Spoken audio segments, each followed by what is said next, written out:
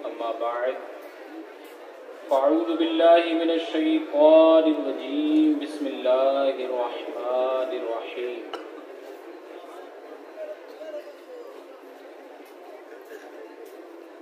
يا أيها الذين آمنوا توبوا إلى الله توبة نصوحا البر لا يبلى والذنب لا ينسى والديان لا يموت اعمل ما شئت كما تدين تدان۔ آئیے میں اور آپ اپنی اور ساری کائنات کی مرکز عقیدت انیس بے کساں چار سازائے درد منداں، ہم غریبوں کے غم گسار، ہم فقیروں کے ثروت، شہر یار ارم تاجدار حرم، نوبہار شفاعت نوشائے بزم جنت، شب اسرا کے دولہ دانائے سبل، مولائے کل ختم الرسل، خسرو خوباں سیاہ لمکاں، وجہ کن فکان، در اللہ المکنون سر اللہ المخزون، عالم ما کانا وما یکون، آب و گلے انبیاء جانو دلے اسفیاء، حضور احمد مجتبی محمد مصطفیٰ روحنا فدا صلی اللہ تعالی علیہ وآلہ وسلم کی مقدس متبرک پاکیزہ بارگاہ میں اپنی عقیدتوں، ارادتوں، محبتوں کا خراج پیش کرتے ہوئے میرے ساتھ مل کر پڑھیے جس طرح میں پڑھاؤں، الصلاۃ والسلام علیک یا رسول اللہ، الصلاۃ والسلام علیک یا حبیب اللہ، الصلاۃ والسلام علیک یا نبی اللہ، وعلی آلک واصحابک یا نور اللہ۔ غوث اعظم ببنے بے سر و سامان مدد قبلہ دی، مدد کعبہ ایمان مدد، بگرداب بلا افتادہ کشتی، ضعیفہ نے شکستہ رات کشتی، بحق کے خواجہ عثمان ہارون، مدد کن یا معین الدین چشتی، مدد کن یا معین الدین چشتی، مدد کن یا معین الدین چشتی۔ پیارے اور محترم اسلامی بھائیوں، منبر نور پر رونق افروز سادت کرام، علماء کرام، حاضرین، پردہ نشین ماؤں بہنوں، السلام علیکم ورحمۃ اللہ وبرکاتہ۔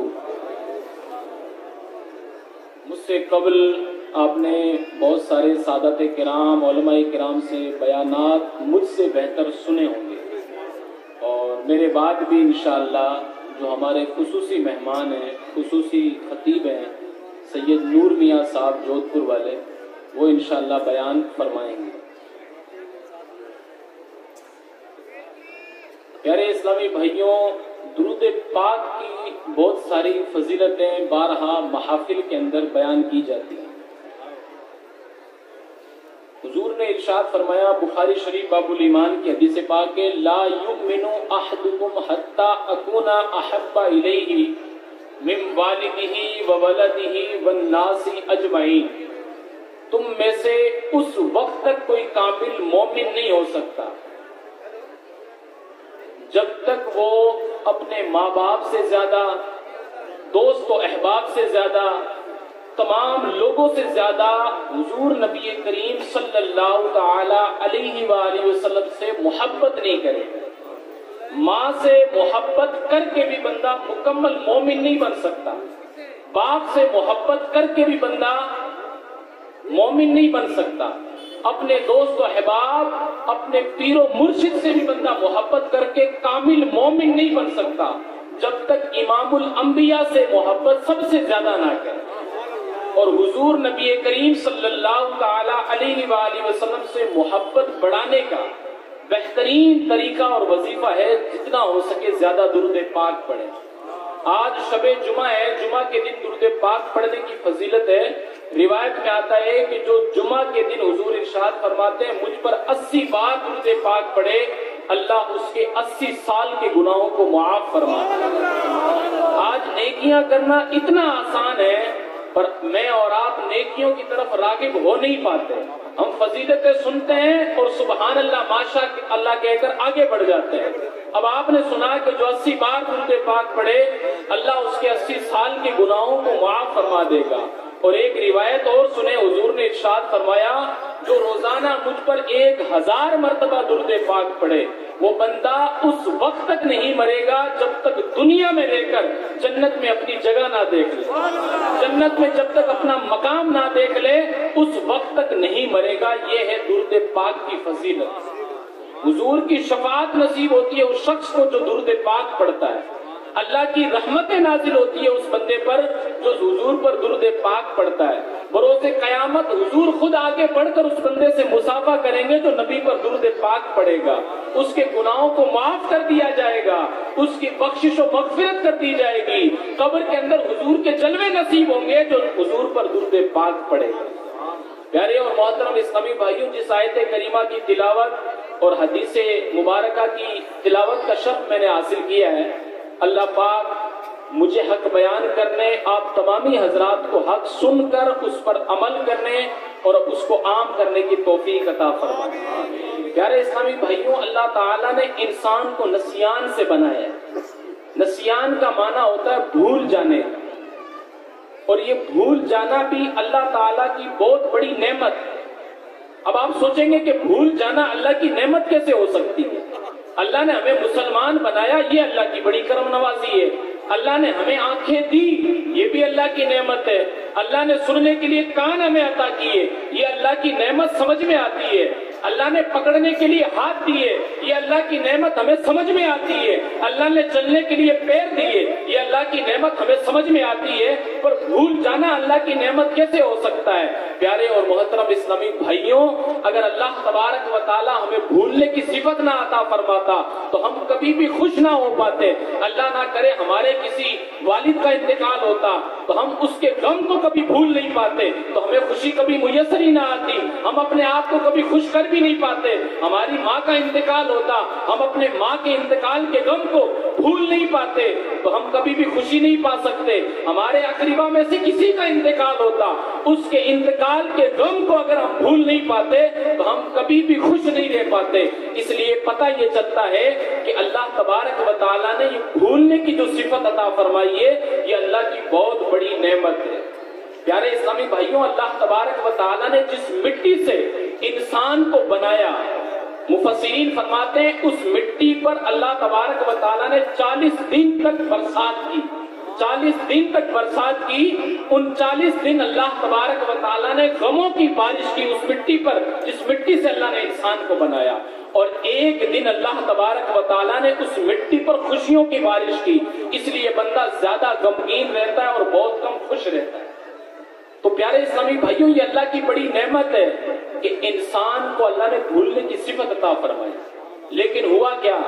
انسان نے اللہ کے فرامین کو ہی بھلا دیا، رسول اللہ کے فرامین کو ہی بھلا دیا۔ بھولنا تھا غموں کو، انسان نے اللہ کے فرامین کو بھلا دیا، رسول اللہ کے فرامین کو انسان نے بھلا دیا، اللہ کے قانون کو انسان نے بھلا دیا۔ جب انسان اللہ اور اس کے رسول کے فرامین کو بھلا دیتا ہے تب انسان گناہ کرتا ہے۔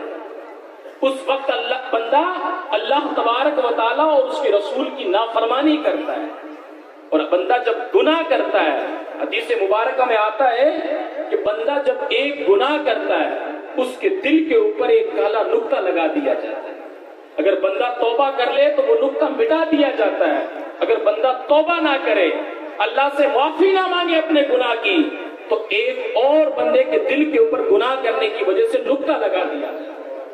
ایک وقت آتا ہے کہ بندہ جب گناہ پہ گناہ کرتا رہتا ہے، اللہ کی نافرمانیاں کرتا رہتا ہے، ایک وقت آتا ہے کہ بندے کا پورا دل کالا ہو جاتا ہے۔ ایک وقت آتا ہے کہ بندے کا دل جو نور ایمانی سے روشن ہونا چاہیے تھا، وہ دل جو ہے وہ کالا ہو جاتا ہے، سیاہ ہو جاتا ہے۔ اب بندے پر اچھی باتیں اثر نہیں کرتی، حق بندے سے بولا نہیں جاتا، حق اس کو سمجھ میں آتا نہیں ہے، ناصحین کی نصیحت اس کے سمجھ میں نہیں آتی، اب بندہ گناہوں کے اندر مبتلا ہو جاتا ہے۔ پیارے اسلامی بھائیوں، بندہ گناہ کرے، اللہ سے معافی مانگے، اللہ گناہوں کو مٹا دیتا ہے۔ اللہ گناہوں کو معاف فرما دیتا ہے۔ دوسرے مذاہب کے اندر گناہوں سے پاک ہونے کا تصور نہیں ہے۔ کچھ لوگ کہتے ہیں، کچھ مذہب کے ماننے والے لوگ کہتے ہیں انسان پاپی ہے، جب وہ مر جائے اس کو جلا دیا جائے کہ اس کے ساتھ ساتھ اس کے پاپ بھی جل کر راکھ ہو جائیں گے۔ لیکن اسلام کے اندر گناہوں سے پاک ہونے کا تصور بالکل علیحدہ ہے۔ اسلام کے اندر گناہوں سے پاک ہونے کا جو طریقہ ہے وہ بالکل علیحدہ ہے۔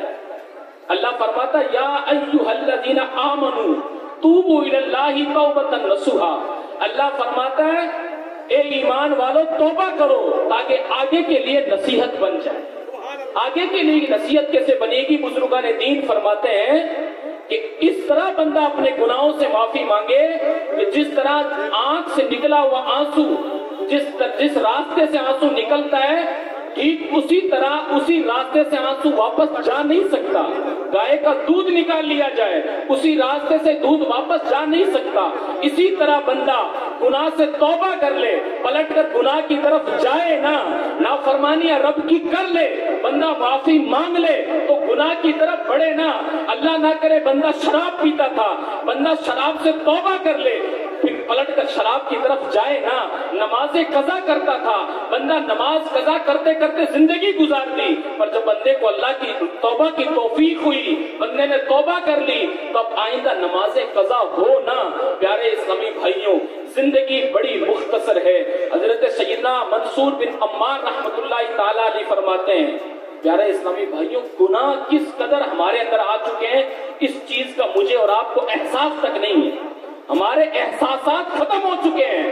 برسوں سے ہم جلسوں میں آتے ہیں، برسوں سے ہم تقریریں سن رہے ہیں، برسوں سے ہم عرس میں آتے ہیں، پر اپنے آپ کو بدل کر واپس لے جاتے نہیں ہیں۔ میرا اور آپ کا آنا اور جانا اس طرح ہونا چاہیے۔ اس بار میں آیا تھا، میرے چہرے پر داڑھی نہیں تھی، بابا نادر شاہ کے عرس پر آیا، کسی سید کسی عالم کی تقریر سنی، میں نے اپنے چہرے پر داڑھی سنت رسول سجا لی۔ اس طرح بدل کر مجھے اور آپ کو جانا تھا۔ میں بے نمازی تھا، یہاں آ کر میں نمازی بن گئے۔ میں بے حیائی کیا کرتا تھا، یہاں آ کر بے حیائی کے کاموں سے توبہ کر لی۔ میں فلمیں ڈرامے دیکھا کرتا تھا، اللہ رسول کی نافرمانی کیا کرتا تھا، یہاں بزرگان دین کے آستانوں پر آ کر میں نے ان گناہوں سے توبہ کری۔ یہ میرا اور آپ کا آنے جانے کا طریقہ ہونا چاہیے، پر میں نے اور آپ نے ان جلسوں کو، ان عرس کو ایک بس دل کو منانے کا خیال بنا رکھا ہے۔ ہم نے گھومنے کا ایک طریقہ بنا رکھا ہے کہ عرس میں جائیں گے، کچھ کھلونے لے لیں گے، حاضری دیں گے، کسی پیر صاحب سے ملاقات کر لیں گے اور واپس پلٹ جائیں گے۔ ایسے بخشش نہیں ہونے والی، بخشش ہوگی اللہ کو راضی کرنے سے، رسول اللہ کو راضی کرنے سے، بزرگان دین کے طریقے پر چلنے سے بخشش ہوگی۔ حضرت ابو اسحاق رحمۃ اللہ تعالیٰ علیہ 30 برس تک اللہ کی بارگاہ میں توبہ کرتے رہے، 30 برس اللہ کی بارگاہ میں دعائیں کرتے رہے، 30 برس اللہ کی بارگاہ میں التجائیں کرتے رہے، مولا مجھے سچی توبہ کی توفیق عطا فرما، مجھے خالص توبہ کی توفیق عطا فرما۔ 30 سال تک، 30 برس تک جب حضرت ابو اسحاق رحمۃ اللہ تعالیٰ نے توبہ کرتے رہے، اپنے گناہوں سے معافی مانگتے رہے، خالص توبہ کی توفیق مانگتے رہے، 30 سال گزرنے کے بعد اللہ کی بارگاہ میں عرض کی مولا میں تجھ سے خالص توبہ کی توفیق مانگ رہا ہوں، مولا میں توبہ پر استقامت چاہتا ہوں، مجھے سچی توبہ کی توفیق عطا فرما۔ 30 سال تک دعائیں کرنے کے بعد جب رات کو سوئے یہ دل میں خیال آیا مولا مجھے سچی توبہ کی توفیق کیوں نہیں عطا کرتا؟ میں تو تجھ سے توبہ کی توفیق کی دعا کر رہا ہوں، خالص توبہ کی توفیق مانگ رہا ہوں، تو میری دعا کو قبول کیوں نہیں کرتا؟ غیب سے آواز آتی ہے اے ابو اسحاق تجھے 30 سال کی ہوئی دعا پر تو تعجب ہوتا ہے، تجھے 30 سال تک اللہ کی بارگاہ میں توبہ کی توفیق کی دعا مانگی، اس پر تو بڑا افسوس ہوتا ہے، بڑا تعجب ہوتا ہے، پر تجھے پتا بھی ہے کہ تو اللہ تبارک و تعالیٰ سے مانگ کیا رہا ہے، کتنی قیمتی چیز اللہ سے مانگ رہا ہے۔ اللہ قرآن میں فرماتا ہے ان اللہ یحب التوابین ویحب المتطہرین، اللہ فرماتا ہے بے شک تک اللہ پسند فرماتا ہے توبہ کرنے والے کو، اللہ تبارک و تعالیٰ پاک رہنے والوں کو پسند فرماتا ہے۔ تو یہ چاہتا ہے کہ تو اللہ کی بارگاہ میں پسندیدہ ہو جائے، تو یہ چاہتا ہے کہ تو اللہ کی بارگاہ میں پاک صاف ہو جائے۔ اتنا آسان نہیں ہے پاک ہونا، اتنا آسان نہیں ہے اللہ کی بارگاہ میں پسندیدہ ہونا۔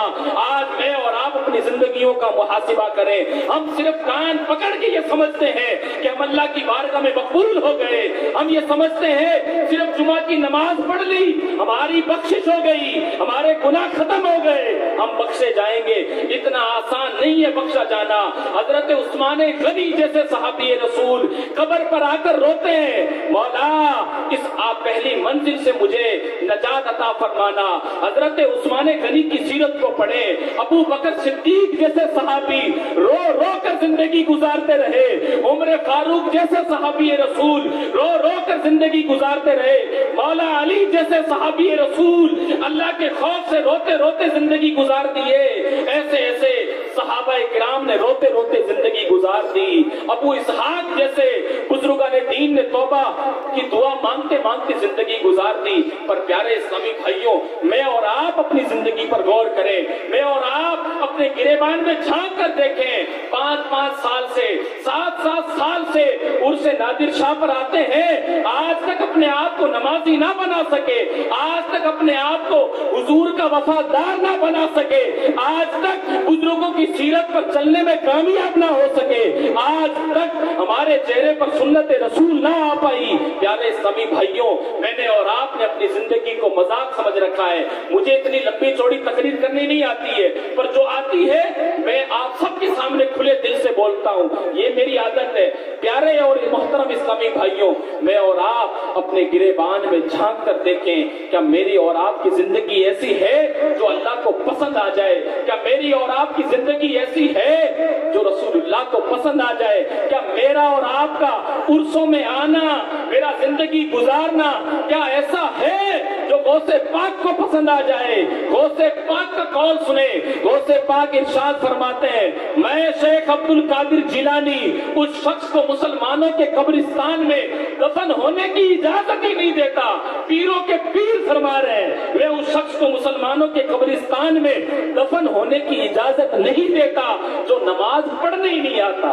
یہ تو پیروں کے پیر فرما رہے ہیں۔ جتنے بھی اسٹیج پہ پیر بیٹھے ہیں سارے غوث پاک کے غلام ہیں، میں بھی غوث پاک کا غلام ہوں، آنے والے نور میاں بھی غوث پاک کے غلام ہے، غریب نواز بھی غوث پاک کے غلام ہے، بابا نادر شاہ بھی غوث پاک کے غلام ہے، شاہ جمال بھی غوث پاک کے غلام ہے، صوفی حمید الدین بھی غوث پاک کے غلام ہے، نظام الدین اولیاء بھی غوث پاک کے غلام ہے۔ وہ پیروں کے پیر ارشاد فرماتے ہیں، میں مسلمانوں کے قبرستان میں دفن ہونے کی اجازت نہیں دیتا جو نماز پڑھنے کے لیے نہیں آتا۔ اب سوچیں، جب نماز پڑھتے ہی نہیں ہے تو غوث پاک کو اپنا چہرہ کیا دکھائے؟ جب نماز پڑھتے ہی نہیں ہے تو اپنے مرشد کو بروز قیامت کیا چہرہ دکھائیں گے؟ مرشد تو مرشد رہا، غوث پاک تو غوث پاک رہے، ہم مصطفیٰ کریم کو اپنا چہرہ کیسے دکھائیں گے؟ اللہ کی بارگاہ میں کیسے حاضر ہوں گے جب ساری زندگی نمازیں قضا کر کے جائیں گے، ساری زندگی شراب پیتے پیتے زندگی گزار کر جب اللہ کی بارگاہ میں حاضر ہوں گے تو ہم اپنا چہرہ کیسے حضور سے ملائیں گے؟ حضور کے سامنے کیسے کھڑے ہوں گے؟ پیارے اسلامی بھائیوں، ایک شعر میں بارہا پڑھا کرتا ہوں، خاک مجھ میں کمال رکھا ہے، مصطفیٰ نے سنبھال رکھا ہے، میرے عیبوں پہ ڈال کے پردہ مجھے اچھوں میں ڈال رکھا ہے۔ اسٹیج پر رونق افروز سادات اور علماء کس گناہ میں مبتلا ہے میں اور آپ نہیں جانتے، یہ مجمع کس گناہ کے اندر مبتلا ہے میں اور آپ نہیں جانتے، ہم میں سے کس کس نے زنا کیا ہے میں اور آپ نہیں جانتے، ہم میں سے کتنوں نے کس کا حق دبایا ہے میں اور آپ نہیں جانتے۔ اس وقت تو میرے رب نے میرے گناہوں کو چھپا رکھا ہے، پر یاد رکھیں جب بروز قیامت اللہ کی بارگاہ میں حاضر ہوں گے رب تعالیٰ ارشاد فرمائے گا، وَامْتَازُوا الْيَوْمَ أَيُّهَا الْمُجْرِمُونَ، اے مجرموں آج کے دن جدا ہو جاؤ۔ اس وقت غور کریں جب اللہ فرمائے گا اے مجرموں آج کے دن جدا ہو جائیں، کہیں بے نمازی کی صف میں مجھے اور آپ کو کھڑا نہ ہونا پڑ جائے۔ اتنی جذباتی تقریر تو کر رہا ہوں، کہیں مجھے بے نمازیوں کی صف میں کھڑا نہ ہونا پڑ جائے۔ چہرے پر نور نظر آتا ہے، سر پہ امامے کا تاج نظر آتا ہے، بڑے جبے پہن رکھے ہیں، कहीं बेनमाजी की सफ में मुझे और आपको खड़ा ना होना पड़ जाए, बेहयाई का काम करने वालों की सफ में मुझे और आपको खड़ा ना होना पड़ जाए, जिना करने वालों की सफ में मुझे और आपको खड़ा ना होना पड़ जाए, लोगों का दिल दुखाने वालों की सफ में मुझे और आपको खड़ा ना होना पड़ जाए। इस पर गौर करें प्यारे इस्लामी भाइयों, जिंदगी बड़ी मुख्तसर है, बड़ी तेजी के साथ मेरी और आपकी जिंदगी गुजर रही है। याद रखें, हर आन आखिर मौत है, वरना तू अनजान आखिर मौत है। बारहा इल्मी तुझे समझा चुके, मान या मत मान आखिर मौत है। आगाह अपनी मौत से कोई बशर नहीं, सामान 100 बरस का है, पल की खबर नहीं।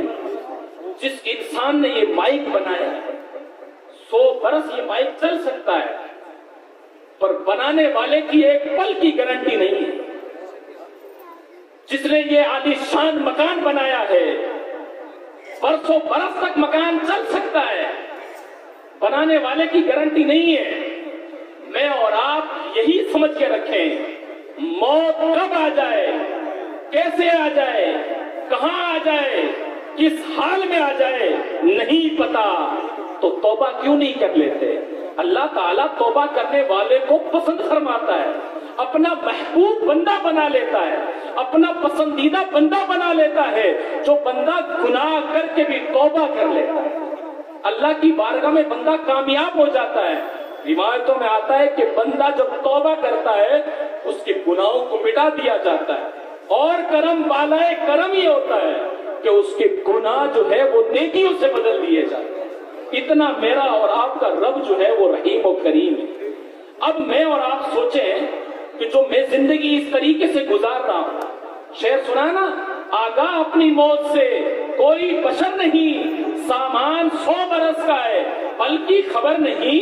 जब पल की खबर नहीं है तो जिस हालत में बैठा हूं, क्या मैं नमाजी हूं या बेनमाजी? अपने आप पर गौर करना शुरू करें। हमने सारी जिंदगी जो है ना वो लोगों पर ही पीएचडी करना शुरू कर दी है। हम लोगों पर ही तबसरे करते रहते हैं, फुला नमाज नहीं पढ़ता, फुला जुमा के दिन भी नहीं आता। मैं खुद गौर करूं, क्या मैं नमाज का पाबंद हूं? मैं खुद गौर करूं, क्या मेरे घर के अंदर बच्चे गुनाहों का काम करते हैं या नेकियों का काम करते हैं? खुद से शुरुआत करनी पड़ती है, खुद को बदलना पड़ता है। अगर खुद बेनमाजी हैं तो सोचें, पल की खबर नहीं है। खुद गुनाह के काम में मुब्तला है, पल की खबर नहीं है। अब सोचें प्यारे इस्लामी भाइयों, इसी तरह गुनाह करते करते अगर मुझे और आपको अंधेरे गड्ढे में उतार दिया, अंधेरी कब्र में उतार दिया गया। आज मैं यहाँ बैठा हूँ, मेरे सामने हजारों का मजमा है, मेरे पीछे सादात का हाथ है मुझ पर। जब मुझे भी कब्र में उतारा जाएगा तो कोरा लट्ठा कफन पहनाकर उतारा जाएगा और तन्हे तन्हा उतारा जाएगा।